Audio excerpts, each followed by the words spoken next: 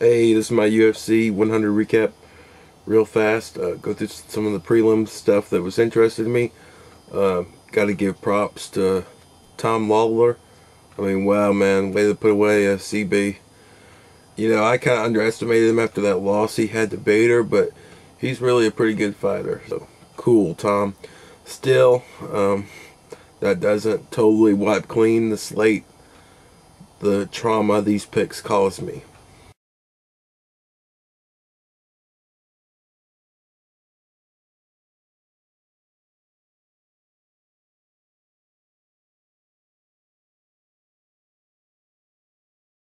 Maybe someday.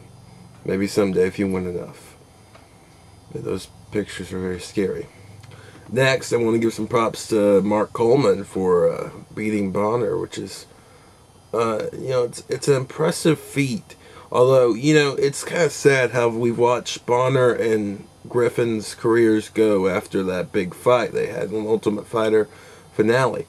They both gone separate ways, but Griffin's gone to bigger and better things, while Bonner has kind of been stuck in the past, still trying to get little wins and had nagging injuries and had the steroids. And, but yeah, props to Mark Coleman. He got the takedowns. I'm surprised Bonner wasn't able to defend those. We also got to give credit to Akiyama for squeaking that win by Belcher. Bravo, my little Asian friend.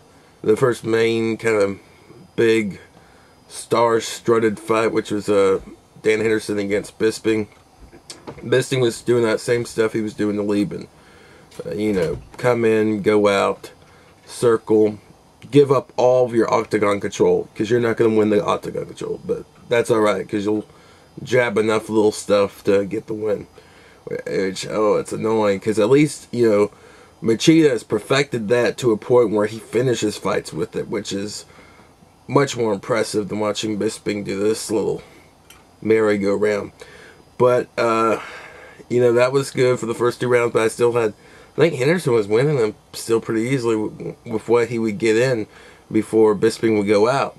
And it's so weird on that 3rd round, and Rogan and them were talking about, Bisping was circling to the right.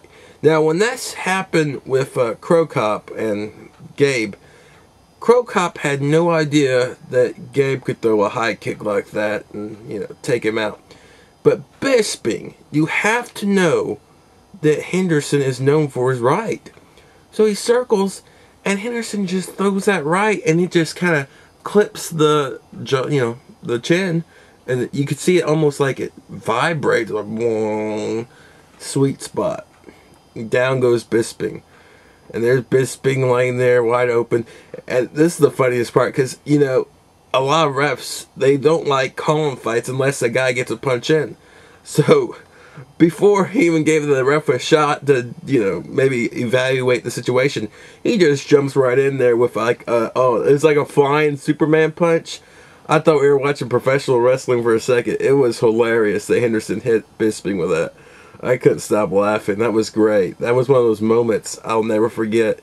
Then I watched GSP versus Thiago Alves.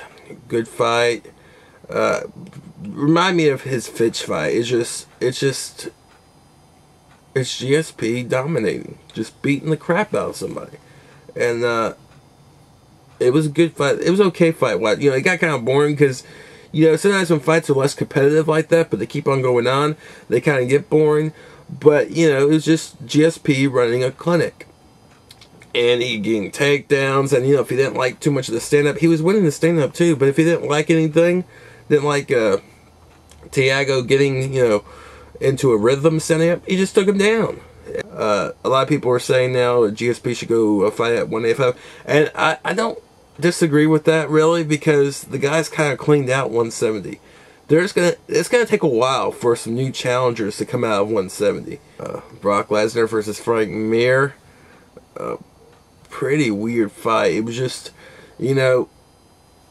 Lesnar has this great power to manhandle these guys at 265, and he just it almost looks barbaric. It just doesn't look like he has any skill or anything. I mean, he got the takedown on Mir, and he was working this weird choke for the longest time where he just had his neck like this, you know, and it was like weird. It's like for a second there I was thinking, is that a legal death grip like thing? Because they have a rule in the UFC about no you know, nerve chokes or pinches, and that was awfully close.